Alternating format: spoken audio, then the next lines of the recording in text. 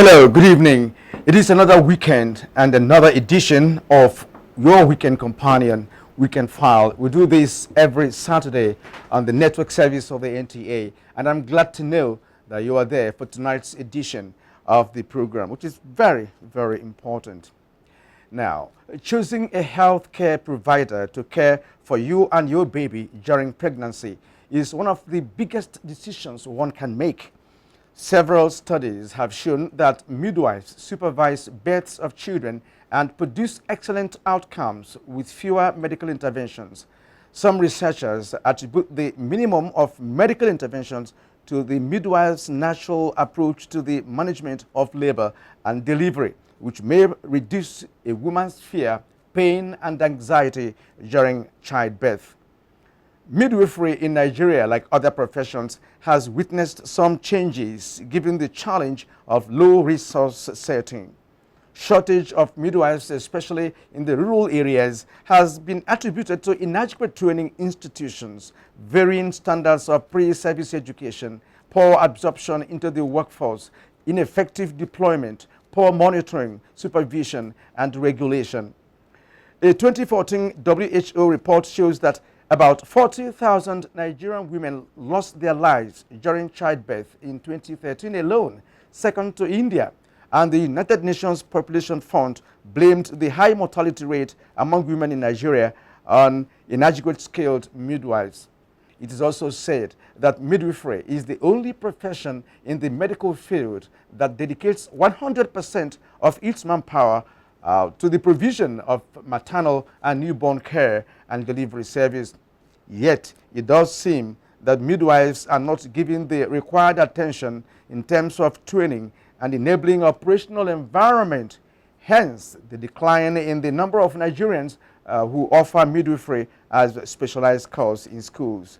So stay on as you do critical examination of the issues surrounding the death of midwives in Nigeria. This is Weekend File, and my name is Kirian Umaya. Welcome again to the show.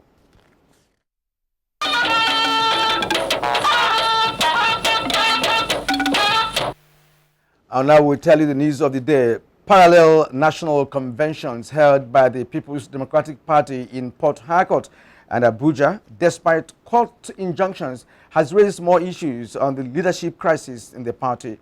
Senator Ali Modu Sharif, who did not participate in the Port Harcourt Convention, though in the Rivers State capital, suspended the Port Harcourt Convention to enable the party address all the court issues. However, this failed to impact as the former governor of Kaduna State, Senator Ahmed Mohamed Makarfi, was nominated to chair a 7-man caretaker committee at the Port Harcourt National Convention, attended by most PDP governors. Abdullahi Garba Beninkudu tells us more about this situation. Twist of events, the delegates at the Port Harcourt Convention stood down some proceedings to allow for the composition of the caretaker committee instead of formal election. The committee, with representation from the 6 geopolitical zones, has Senator Ahmed Makarfi as chairman and Senator Ben Obi as secretary. The party agreed for the committee to serve for 3 months and organize another national convention. I assure you, you have no cause to worry. None of us is seeking for any office. We are here to serve our party. We are here to bring about unity in our party. The convention also ratified the zoning of party's presidential candidate to the north in 2019 general elections, while setting aside the zoning arrangement for national party offices. Earlier, various speakers, including Deputy Senate President Ike Ekweremadu and PDP governors, expressed confidence that the PDP will come out stronger under this arrangement. We are holding our convention as an opposition party. But looking around here, it is obvious that we are still strong. We will ensure that we live in line with our constitution. I want to say to the leaders of our party that today's convention is unique. This is the first national convention of the PDP as an opposition party since its formation in 1998. Meanwhile, Senator Ali Modu Sharif, who has been the chairman of the party, says the Port Harcourt National Convention was suspended in compliance with court order restraining elections into some offices and allow National Working Committee to remain as ordered by the court. In a statement to NTA's political desk, he requested for the convention be moved to another day to enable the party resolve all matters in contention. Abdullahi Garba Kudu, NTA News. And here in Abuja, at the parallel non-elective convention by a faction of the PDP, Senator Ibrahim Mantu was unanimously adopted as the interim national chairman, and Professor Tunde Adeniro as the co-chairman, who will serve until their next convention.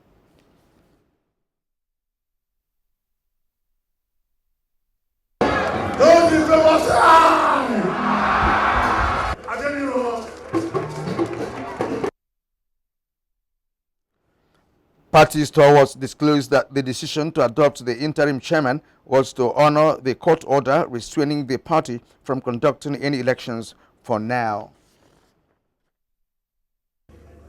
We are gathered here today to demonstrate our binding faith in the ideals of our party. No impunity, no imposition. The party must produce good leaders, because only good leaders can produce good programs. It's not a friction, it's a fundamental disagreement on principles and policies. There are court orders that says, hold on. So we don't also want to do what is wrong. So we've come together, gingered our people, and we aim to come together and do the right thing. What is happening here is to tell the Nigerian nation that certain things should be done rightly. We still have elders of this party who can come to the rescue of the party at the time of troubles. This is the essence of the convention in Abuja. And now away from PDP conventions, a draft national citizenship bill that seeks to de-emphasize ethnicity and religion as an identity in Nigeria will soon be presented to the National Assembly. This was the resolution at the Unity Sensitization Platform organized by the All Progressives Congress Youth Forum in Abuja. Guests at the event noted that while the quest for self-determination may be justified due to perceived social injustice, they called for caution to safeguard the nation's unity in diversity. It is our hope that this bill, once passed and signed into law, will create the basis for a truly diverse yet unified nation that is united through our commonalities instead of our differences. The Speaker of the House of Representatives, Akubu Dogora, is expected to lead a discussion at a youth diversity conference where a position paper on the bill will be presented. More than 1 week after the federal government deregulated the downstream of the petroleum sector, the long queues and chaotic situations around filling stations have eased. Timothy Yusuf monitored the situation within Abuja metropolis and brought back this report. For Eric Ndagioba, a property consultant, and many others, the partial deregulation of the downstream sector was a necessary bitter pill whose time to be swallowed by Nigerians has arrived. On the price, we agree on that, I accept it. Good and fine. Let the commodity be essential all the time. The fuel availability is okay. With a bench price mark of between 135 to 145 naira per litre announced by government, even in the face of controversies generated by the situation, petrol is mostly available in many filling stations within Abuja metropolis. While petrol sells for 143 naira per litre in all the NNPC mega filling stations and its affiliate stations, independent marketers sell for 145 naira per litre. Some motorists said the price difference again creates long queues where the product is slightly cheaper. This is where government have to come in. If you get to mega station at Kubwa there, you will see a lot of cars there. If you go to Total here, you will not see any car because of the price margin. That 2 naira is a big thing. If you buy like 20 liters, you know how much it is. So everybody will go into where it will favor him. For me, I do buy from mega because it's cheaper. My question now is this: does it mean that the federal government doesn't know that there are some stations that are selling 145 at the detriment of the poor masses? They, however, acknowledged that the availability of the product is one immediate impact of the deregulation of the downstream sector. In Abuja, Timothy Yusuf, NTA News. More Nigerians have continued to express their support to the federal government's decision to deregulate the petroleum downstream sector. In Kano, for instance, a peaceful demonstration was conducted by a coalition of youths and traders association. Abdullahi Mustafa has that report. Just like in other major cities, the strike action called by the Nigeria Labour Congress did not make significant impact in Kano. Although some public buildings were closed down by labor leaders on the second day, it was business as usual in most offices and commercial centers. Not only defying the NLC's stay-at-home directive, a cross-section of youth drawn from the civil society and various associations staged a peaceful rally in support of the federal government. They should have gone on strike when Nigeria's money was pocketed by some few individuals. Kano State Head of Service Muhammad Awal Naiya, who received the letter of support to the President on behalf of Governor Abdullah Umar Ganduje, said the removal of subsidy was in the best interest of the nation and appealed to Nigerians to remain confident in his ability to deliver. President Muhammad Buhari is a kind-hearted person, is a person that identifies himself with the masses, and I assure you that he is not going to let the masses down. He also urged civil servants to continue with their official duties as necessary arrangements have been made to ensure their security. In Kano, Abdullahi Mustafa, NTA News. Delta State Anti-Pipeline Vandalism Committee, led by the Deputy Governor Kingsley Otuara, has intensified campaign in riverine communities against the act and appealing to them to join hands with government for a better state and country. Lahore Abra has the details. If this is how Nigeria has been piloted all along, it would have been good that the deputy governor could come down to the community level and have interactions with people. The voice of the natives of oil-producing communities in Delta State, putting in perspective the seeming perennial neglect of their communities. They say they are, however, willing to toe the line of peace and dialogue encapsulated in the message of the Deputy Governor, Kingsley Otuara.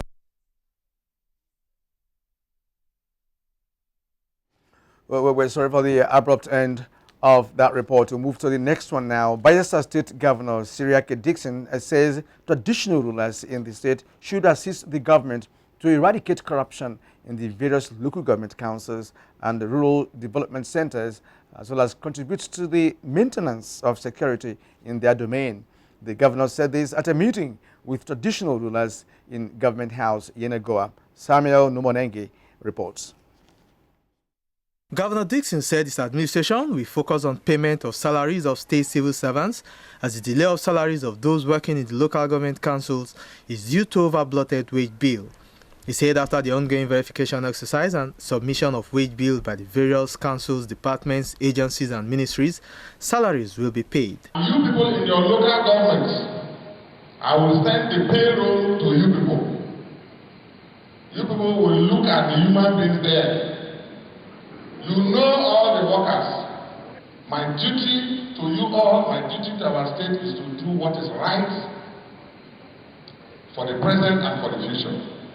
The governor also met with representatives of oil companies operating in the state and security operatives to discuss on how to collaborate in the area of making the state safe for businesses to thrive, especially with the ongoing militant attacks on oil installations in the Niger Delta. We want to make it clear that security is a shared responsibility, and we have all agreed to improve on the working environment, oil companies, and I've also made a case for them to show greater responsibility. The two meetings are top government functionaries of the state in attendance. In Yenagoa, Samuel Numonengi, NTA News. There is optimism that when the Northeast Development Commission comes on board, there will be synergy between governors of the region to ensure internally displaced persons are rehabilitated. The hope was expressed by a delegation from the Yobe State government in Edo State. Agatha Aguare Ojo reports. The delegation from the Yobe State government is in Edo to ascertain the number of Yobe indigenes in the IDP camp at Urugwa, Edo State. At the camp, they interacted with the coordinator, Solomon Fulorenshaw, and the children just back from school. We don't have one single person from Yobe. I see. Yes. And from Borno State, they are mainly from Goza area. The Yobe delegation, led by Commissioner for Home Affairs Alhaji Aji Yerima, went round to see facilities in the camp and the school built by the Edo State government for the displaced children. He is pleased with what he saw. We want to express our appreciation to the government of Edo State. We have seen from the faces of the IDPs, they are well fed, they are healthy, and they are doing fine. Officials of the Yobe State Emergency Management Agency and the Red Cross Society were among the delegation. In Benin, Agatha Egwari Ojo, NTA News. The need to use cultural diversity as a tool for effective stimulation of peaceful coexistence, unity, and socio-economic prosperity was the central message as Nigeria joins the rest of the world to mark World Cultural Day in Abuja. Glory Ekanem has the report.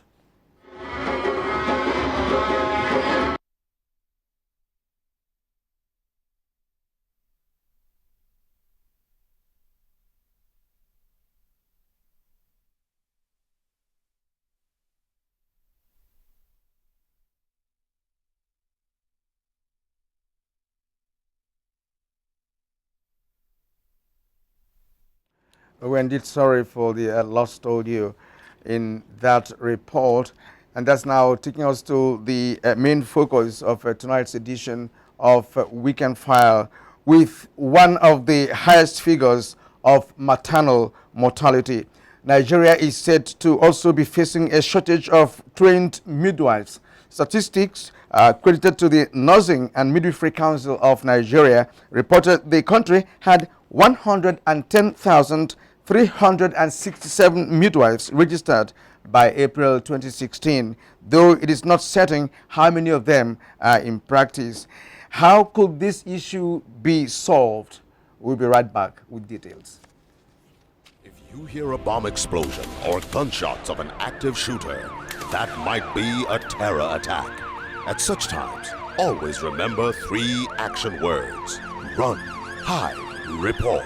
Don't try to run towards the terror scene to save the situation, because there might be a second bomb blast or another attack. Run far away and take cover. Make sure you are safe first. Yes, it is in our nature to sympathize over the hurt, but remember, only trained personnel can help in such situations. When in a secured environment, promptly call relevant authorities and help will come. For anonymous reporting, call 09630-3250-5 or 0813-2222-106. If you see something, say something. Nigeria unite against terrorism. This message is brought to you by the Federal Ministry of Information and Culture. Bringo! Bringo! Dog, I go chop you. Bringo! Yeah, okay. Ibu! If you like, try till now to thank Kingdom come. You don't go ever fit sing or dance like us. But shall you fit hammer just like us. Or you carry your phone, text Glow to 555, answer the shaking football question. When they go send and you fit hammer 5 million naira, just like that. Yes, so 125 million naira they grant beam for the Glow Hammer Millions promo. And you say fit be one of the winners, so just text Glow to 555 and you fit be one of the 5 winners to hammer 5 million naira each every 20 days. Hey, or one of the 10 people to win 100,000 naira each every day. Hey, SMS now 100 naira only. This Hammer Millions promo they sweet my belly. The more you they play, the more your chance they increase to hammer. The largest data network, Glow Unlimited. VAT, Value Added Tax, is a tax paid on all goods and services and remitted by the seller of the goods or provider of the service to government. 5% VAT is added to the total cost of goods and services in Nigeria, and when remitted to government is used for funding development. The VAT you pay will be used by government to develop our transport infrastructure like roads and railway lines, to continually improve our educational sector by building more schools and upgrading existing ones, to provide adequate security and a better quality of life for us all. Pay your VAT. Make your contributions to the development of Nigeria. It pays to pay your tax. This message is from the Federal Inland Revenue Service. The Chief of Naval Staff, Vice Admiral Ibok Ete Ibas, cordially invites members of the public to the Nigerian Navy Diamond Jubilee Celebrations 2016. The celebrations flag off with a press conference on 18th May at the Naval Headquarters. Jumu'at prayers and church services will hold in all naval establishments on 20th and 22nd May respectively. Medical Rhapsody will be conducted on 23rd May. An International Maritime Conference holds on 24th and 25th May at the Naval Dockyard Limited, Lagos.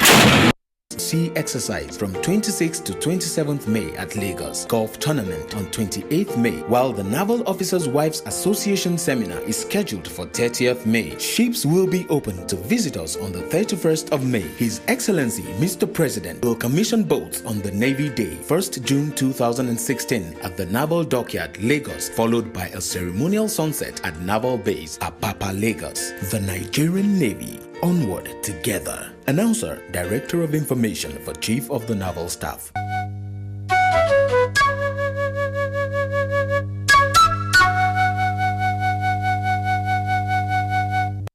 We are here to serve, and indeed, Nigerians would get the service they have longed for and which they rightly deserve. The leader today that we have in Nigeria is one the world has been waiting for. Nigeria is seen in a new and a different, very positive light. With what President Muhammadu Buhari is doing, our economy will be strong and resilient to withstand the shocks. He wants the best for this nation. We want the best for this nation. Our aspirations should be to put this country first, and together we shall make progress. If we don't believe in our own country, nobody will believe in our own country. So we must make sure that we continue with the trajectory. We don't want to make a mistake of the past. This president has a singular opportunity to make that difference because the whole country is behind him. And by the grace of Almighty God and the sheer will and determination of the Nigerian people, we will come out stronger and more united than ever.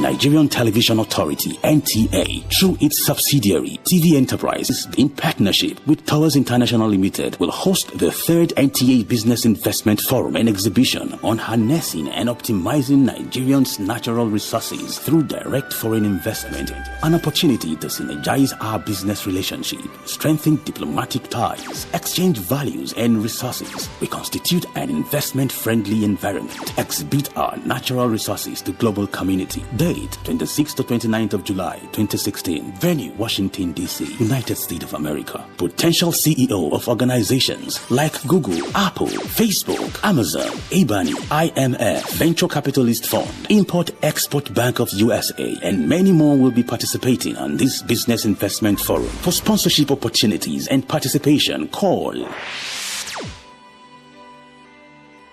NTA TV Enterprise, exposing Nigeria's rich potentials to the world.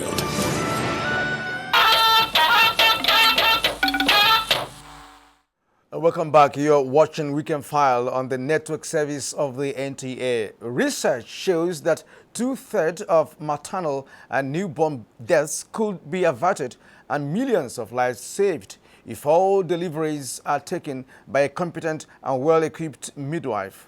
However, there are indications that the standard of midwifery practice is gradually falling in Nigeria, and the country is facing shortage of skilled midwives. In this background report, health correspondent Rashidat Mustafa Olagunju examines factors responsible for this and the way forward. Midwifery is as old as humanity. The practice evolved with humanity, as evident in archaeological findings that showed women in childbirth being assisted by other women, often older and more experienced. Over the years, the health sector has witnessed rapid changes and development, and as nations grow, so it is expected for its numbers of health caregivers to increase. That is why the World Health Organization suggests that nurses and midwives should make up about 80% of any medical team. Practice in midwifery in Nigeria by the day is improving. The only problem we have is that with the dynamism in healthcare and improvement and evidence-based practice, we are still far behind. Nigeria has the second highest debt in the whole world. But for me, we need to invest in our midwives. We're not doing that enough. We need to give the midwives a welcoming environment. We need to have plan and structural skills for our midwives. The unique profession of midwifery in Nigeria has experienced some challenges in recent times, with submissions that the ratio of nurses to patients in the country is unacceptable. We are supposed to have about 100 for 10,000 population, the number of nurses and midwives in Nigeria. But as of now, we have 124,648 registered nurses in Nigeria. And it's actually grossly inadequate. Experts say midwives need space and opportunities to enable it to play a larger role in meeting the Sustainable Development Goals targets in maternal and child death reduction, which the country could not achieve in the MDGs. I think what's really important is getting the identity of the midwife correct. Sometimes we get muddled between who's doing nursing, who's doing midwifery, particularly in countries where they have dual training. But honestly, if you're sick, you want a competent nurse. If you're pregnant, you must have a competent midwife. It's vital. To enable the profession serve humanity better and also return to its old glory, experts advocate adherence to the pillars of the International Confederation of Midwives, adequate funding of health facilities and institutions, as well as robust welfare package for the practitioners. In Abuja, Rashidat Mustafa Olabunju, NTA News. Thank you, Rashidat, for setting the tone for tonight's discussion on the program. Before we do that, recruitment and training of midwives, coupled with the ability of government to improve on the midwife service scheme, have been identified as some of the urgent steps required to tackle the scarcity of midwives in Nigeria. Correspondent Charles Alpha brings us the situation, a report in Kogi State. According to reports, 14 out of the 21 local government areas in Kogi State consistently recorded high maternal and child mortality between 2009 and 2015. This is attributed to the steady fall in the number of midwives in both the secondary and primary healthcare facilities in the state, resulting in undue pressure on the available few midwives in Kogi State. Sometimes you have only one midwife to 10 or 15 patients. It will make the work not to be effective. Sometimes a lot of birth injuries can occur and complications. Only one person running from one unit to the other. Sometimes you have labor cases. By the time you attend to one, there's a call in another unit that you need to attend to. By the time the midwife goes there, this one is calling, "Madam, I want to push." Among factors responsible for the low number of midwives in Kogi State and Nigeria as a whole, stakeholders say include the inability of government to sustain the midwife service scheme, establish and equip adequately schools of midwifery. What we have had before is going down now because of retirement, because of death, because of displacement. As part of efforts to boost the number of midwives in the state, Kogi State government, through the State Ministry of Health, is partnering USAID in its maternal and child survival project with a view to identifying, retraining, and replacing those out of active service. The state governments are the way of making a policy whereby when they train you, serve us for a period of time before you move out. And by so doing, we are going to retain most of our trained midwives. Charles Alpha for NTA Weekend File. Okay, thank you, Charles. Now, Kano State government has trained more than 1,900 traditional birth attendants to augment the service scheme. This is part of measures to minimize the high rate of maternal mortality in the state. Hadiza Mohammed has the report. Population Fund also revealed that the high rate of maternal and child mortality in the country is due to lack of well-trained midwives to man health institutions and ensure safe delivery. Apart from neglect, the fund noted that most young girls in Nigeria no longer develop interest in the profession as in the past. The unwholesome challenge has painted a gloomy picture for the country's 170 million Nigerians. Here in Kano, the program took off with 6 clusters and 5 facilities. In 2010, another clusters were formed to further reach the rural women. When Shopee was introduced, more were added. However, in the short run, the scheme suffered due to non-payment of allowances and insecurity. But with the coming of the Abdullahi Umar Ganduje administration, the scheme was revitalized with the training of traditional birth attendants and the supply of kits to the trainees, as attested to by the State Commissioner of Information, Muhammad Garba. We are encouraging them, and that's why I told you that even the traditional birth attendants that are undergoing some weeks training, some of them gradually government is encouraging them to go to any of these institutions. Other incentives to motivate them, the Commissioner says, include employment offers, admission to the health institution in the state, to expand their knowledge and augment government efforts. They include the School of Nursing and Midwifery, School of Health Technology, as well as the School of Hygiene. All these, the government spokesperson explained, are intended to reduce maternal newborn and child mortality in the state. From Kano, Hadiza Muhammad, reporting for NTA Weekend File.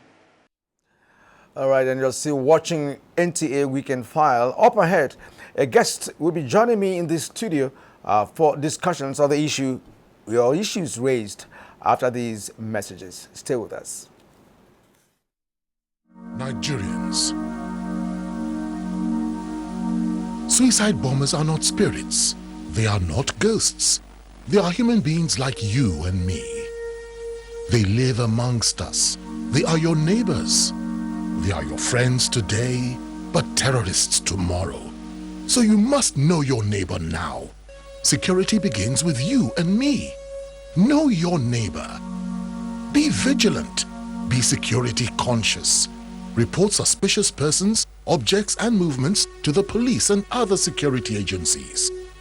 The security of our nation is a duty for you and me. If you see something, say something. Nigeria, unite against terrorism. This message is brought to you by the Federal Ministry of Information and Culture. Bringo! Bringo! Dog, I go chop you. Bringo! You're welcome. Ibu.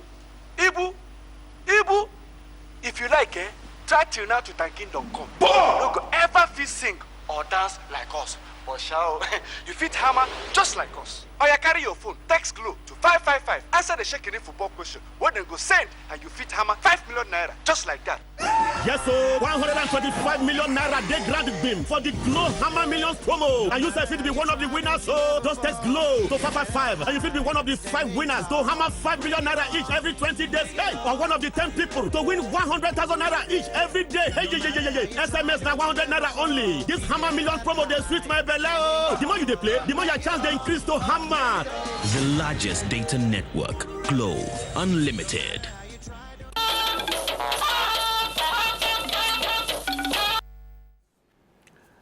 Yeah, glad to know you're still watching the program. Welcome back. Joining me now from our Ibadan Network Center is Mrs. Oluwabumi Margaret Akinshola, the first national president, National Association of Nigerian Nurses and Midwives, and the national chairman of the Nurses Association or Midwives Association of Nigeria. Mrs. Akinshola, I hope you can hear me. Good evening and welcome to Weekend File. Good evening. How are you? I'm doing good, and I'm sure you're doing good too.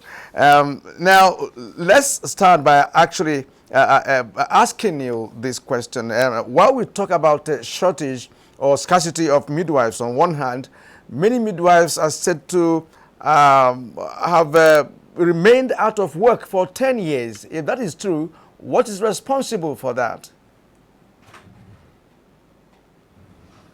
Yeah, their remaining out of work boils down to the fact that the automatic employment that were given to midwives in the days of old, which really helped in the area of maternal and child health, is no more there. You know, they are left to go into the labor market, you know, and they are left uncared for. And if only we go back to the era of giving automatic employment to these trained midwives, definitely we'll be talking of less of maternal and child death than we are talking about now. Yes, madam. As the chairperson of this association, what efforts, have been made by your organization to ensure that midwives who are passing out newly from schools are employed? You know, given the fact that it's a very, very important aspect of medical practice. Yeah, not all the states in the country bought into this idea of giving them automatic employment. We have very few states now that are really employing their midwives immediately after training. But most of the states that we have our institutions, both at basic level and the post-basic, not all of them are giving automatic employment to these ones. They are always allowed to go back into the labor market. And if government does not buy into this area, this idea, if the political will to really invest in this area of bringing them back into the system to work and do what they know best, definitely we will not get anywhere with maternal and child death in this country, Nigeria. Now, among interventions by government was the midwife service scheme. What is this all about? And if it's been established in the past, is it having any challenges presently? Yeah, thank you very much. The midwife service scheme has to do with giving these newly qualified midwives a kind of bonding to really work for a year immediately after their service. And after this kind 1 year service, they are thrown back in the labor market like the other ones. But we have found out that the system, the idea, the concept initially was good. But unfortunately, along the line, there were deviations, there were breach of contracts by these so-called tiers of government that should really pay their salaries. The MSS scheme had a very good concept of let's bring them back into the system to really work and make sure that we bring an end or even to zero level maternal and child death. But along the line, the states that were concerned, the local government and the federal government that was really concerned to really pay their salaries, refused to pay. You start to hear that it's only federal that is paying their own share, local government is paying their own share, and even these ones, they work under very, very bad environments. The environment of their work is not conducive at all. You see most of them working where there are no lights, no good roads, no good houses to live in, and you see them being overworked in their areas of practice. You will see that most of them, they are so burdened with so much work. You find out that about 5 clients, 5 patients with just one midwife at a time.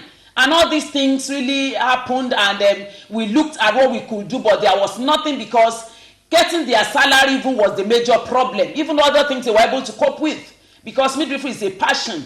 And the moment you are a midwife, you want to go ahead and do what you love to do best. But unfortunately, they were not getting what they're supposed to be getting in terms of remuneration. Their welfare was not there. No light, no water, no good schools even for their children to go. The roads were bad. They are places of assignment very, very far from the cities. All these things militated against the success of their practice. And that is why MSS, Midwife Service Scheme, is not the best solution to maternal and child death in this country. The only thing that can really bring down the level at which we are having these deaths is bringing back into the system, giving them automatic employment. Let the federal government come up with a decree, let them come up with a policy that says any school of midwifery, the moment you have your graduates, finishing at the end of your course, let them be given automatic employment so that they will come to the system to come and do the work to really deal with this menace of maternal and child death. Yeah, madam, I can really feel your passion, and Let's look at this now. Given the reasons you have submitted in your analysis, are we experiencing some kind of a brain drain in this area? In your opinion, are we really having such a challenge of brain drain? People, graduating and leaving the country to, fend for themselves elsewhere? Yes, thank you very much. We are really having brain drain. It's one of the things that is affecting the practice in the country. Majority of them, when they are not employed, they leave the shores of the country. They look for greener pastures. And mind you, in international communities, they are more regarded. They are seen as assets, and they are really taken care of. And this is a sort of encouragement to them. Even while they are there, they prefer to even go, to encourage others that are out there.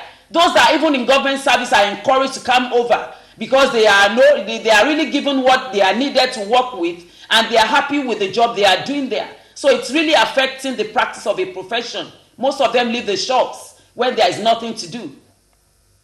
Are we really also experiencing a dearth in the number of students who take up midwifery as their course? And we also hear of the issue of meeting accreditation requirements by schools. So are we having such a difficulty? Some Nigerian students who wish to study midwifery. Thank you for that question. Most of our institutions now are in decay.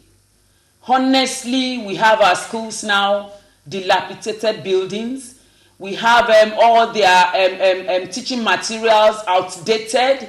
We have most of their tutors, they are not really given the retraining that they need in the area of their own practice.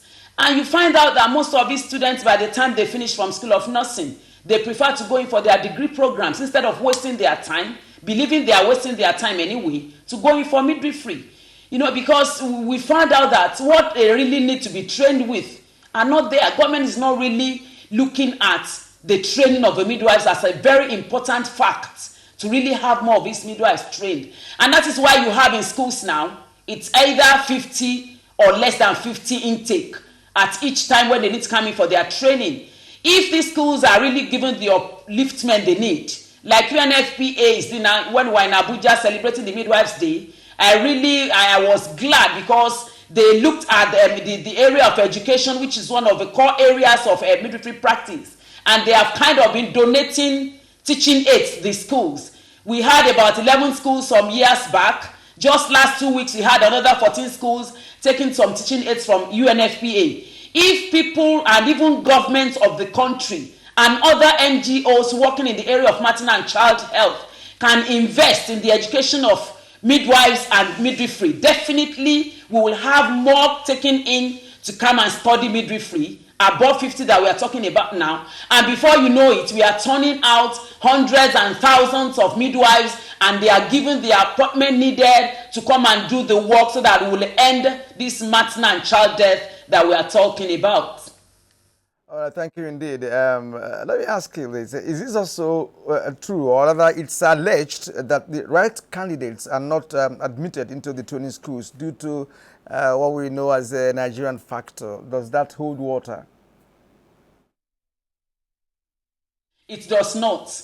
I want to tell you with all honesty and fact that you can never get a student into any school of midwifery that is not based on merit.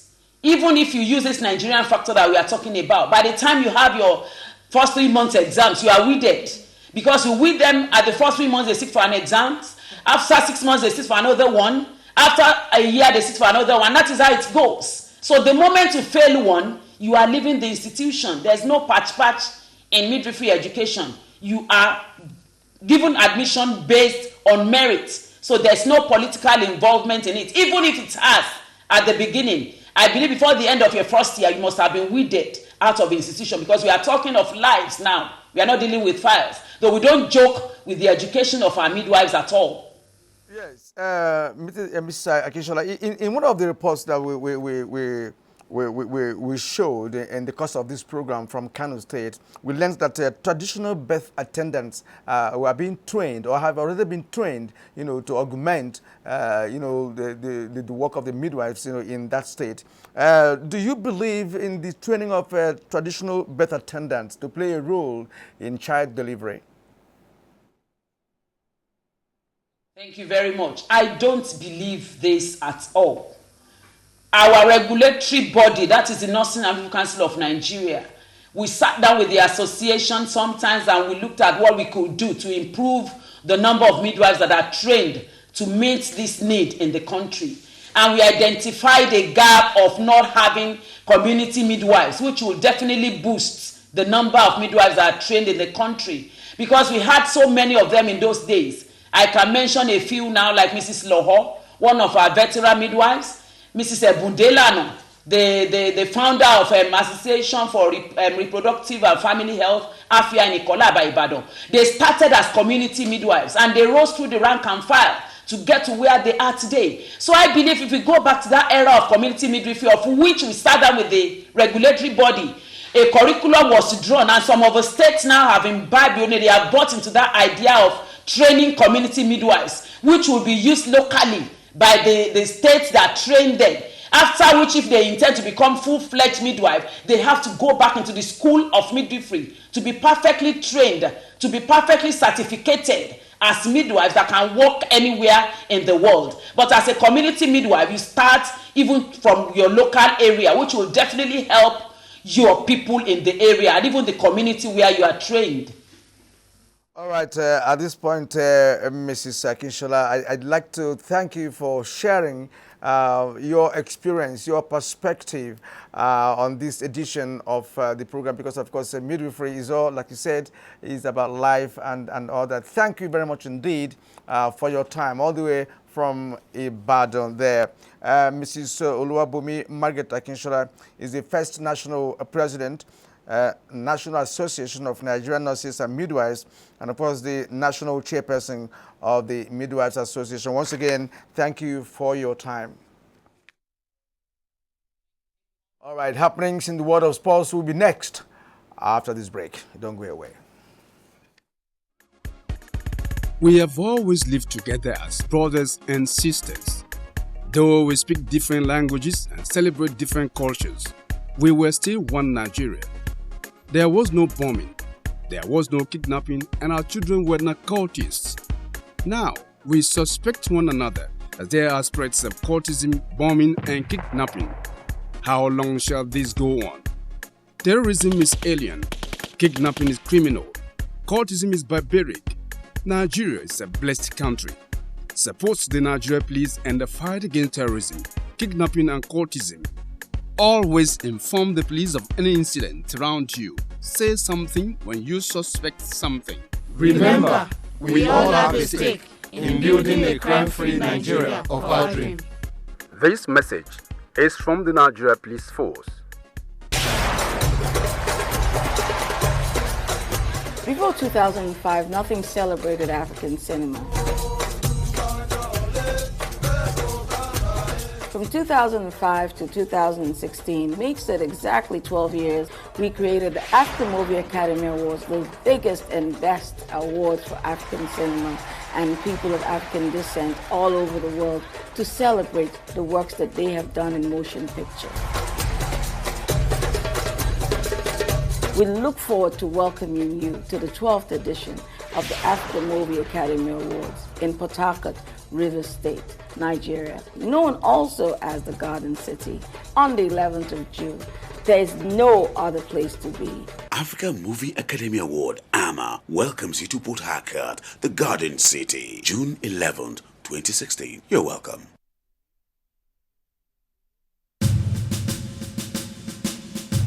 The production, distribution, and sale of counterfeit and fake drugs is a corrupt practice and a crime against humanity. This has informed several measures and strategies to combat fake drugs, including introduction of anti-counterfeiting cutting-edge technologies to detect fake drugs on the spot. These technologies are being deployed to all the states across the Federation, as well as the internally displaced people's camps. The President, Muhammadu Buhari, and his team are committed to this fight.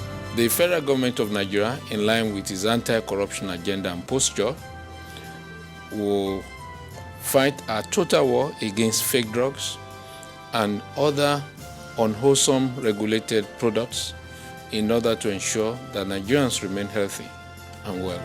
Lend your support and join NAFDAC to rid the country of fake drugs and unwholesome regulated products. NAFDAC, safeguarding the health of the nation. Sports now. Vice President Yemi Osinbajo has flagged off the National Lottery Trust Fund sports equipment for public primary schools in the country, with the pledge that the federal government will sustain the development of the sector. Kenema Bodike was at the Shehu Yaradua Center, Abuja, where the event took place Friday. Vice President Yemi Osinbajo has restated the commitment of the federal government towards providing an enabling environment for sports to thrive in the country. Osinbajo spoke through the Minister of Labour and Employment, Chris Ngige, during the official unveiling, commissioning and presentation of sports equipment to 2,000 selected public primary schools nationwide Friday in Abuja. The equipment, which are mainly for 9 sports, including athletics, football and taekwondo, were donated by the National Lottery Trust Fund. This government is passionate about improving the lives of young Nigerians, especially the physically challenged. Secretary to the federal government, David Lawal Babachir, Minister of Sports and Youth Development, Solomon Dalun, as well as Executive Secretary of the National Lottery Trust Fund, Habu Gumel, advised the benefiting schools to make judicious use of the equipment. The next crucial step would be to ensure full monitoring and evaluation to keep track on the utilization of the equipment. And the current exercise to equip primary schools is meant to revamp active participation in sports. These objectives are in tandem with the change agenda of President Muhammadu Buhari administration in the area of sports development. Some of the stakeholders equally expressed joy over the gesture, promising to uplift sporting activities in their various schools. From the Shehu Musa Yaradua Center, Abuja, Kenan Ima Aborike, NTA News. More sports. Nigerian swimmers set for African Championship coming up in Dakar as Nigerian stars continue to impress at the International Table Tennis Championship in Lagos. Plus, National Sports Commission in search of building talent as finalists emerge at this year's Master Cup in Lagos. Details in our sports update with Henry Efium.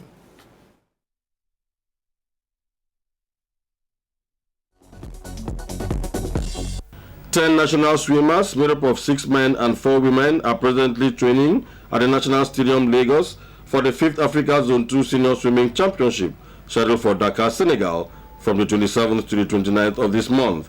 The swimmers who were selected from the just concluded national trials will take part in 40 events in 4 swimming strokes. The Africa Senior Championship comes up later in the year in Bloemfontein, South Africa in October. And this is going to give all of us in this zone, all countries in the zone, Zone 2, an opportunity to test our swimmers ahead of that championship. FINA has approved the swimming championship as an Olympic qualifier for Rio 2016. The 2016 International Table Tennis Federation Nigeria Open Championship is now in its crucial stage at the Teslim Balogun Stadium in Lagos, as semi-finalists have emerged. One of Saturday's games saw Nigeria's Edom Ofion lose 4-1 to Shao Zhengli of Portugal, while Funke Oshonaike gave Nigeria hope with a 4-0 victory over Rosi Kinaan of Russia. Highlight of the day's games was the Under-21 men's final, where Shedi Megdi of Egypt defended his title with a 3 straight sets victory over Jean Diego of Portugal. The championship ends on Sunday. The National Sports Commission has concluded its first talent hunt program of the year at the National Stadium in Lagos. The scheme meant for primary school pupils between the ages of 6 to 10 years seeks to discover talents at their prime, promote grassroots sports among pupils in public schools, as well as create an avenue to encourage literacy among future athletes. The pupils took part in 5 sporting events: swimming, chess, Scrabble, table tennis and athletics. And 4 Unity schools will be playing in the finals of the 5th edition of the Masters Cup Secondary Schools Football Competition in Lagos. St. Gregory College beat Chrisland School by 4-3, while Green Springs School trashed King's College 5-2 to to make it to the final. In the girls category, four-time and defending champions Queen's College defeated Ansarudin 2-0, while FCTC Yaba beat Methodist girls 4-3 on penalties to secure a final berth. This is fantastic. I mean, we're very happy with what we've seen. We've always known that in Lagos there's abundant talent. So this is just a confirmation for those who don't know to come and see what we're doing here. And this is just the tip of the iceberg. And Manchester United have won a record 12 FA Cup title, coming from behind to beat Crystal Palace 2-1 after extra time in Wembley. It's United's first FA Cup title since 2004 and the first silverware in the Louis van Gaal era. With sports update, Henry Efium, NTA News. And now before we conclude tonight's show, let's take a look at the weather pictures for Sunday across the country. Hello and welcome to the weather forecast for Sunday. Due to the presence of a deep layer of moisture over most places in the country, intense weather are still expected in the coming days. It's just a question of when we're going to have them. And onto the detail of our forecast, we expect areas around the northeastern part of the country, from Bauchi, Gombe to Mambila Plateau, to have some isolated thunderstorms in the morning. This could also extend to parts of Abuja and environ, while areas around the coastline of the southeast to the southwest could also have some early morning rains. In the afternoon, we expect isolated thunderstorms to cover parts of Maiduguri all the way down to some parts of Sokoto, while areas around the high ground of the central state, which includes areas around Jos, and some parts of Makurdi could also have some isolated thunderstorms.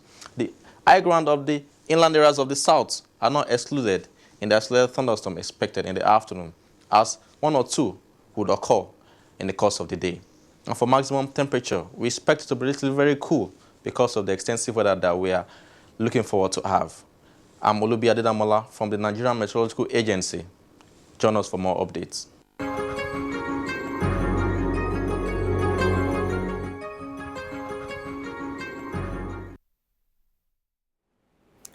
Well, and that's how we conclude another edition of News, Views and Analysis. Join us again next Saturday when we return with a fresh edition of your weekend companion. From all of us here in the studio, it's good night.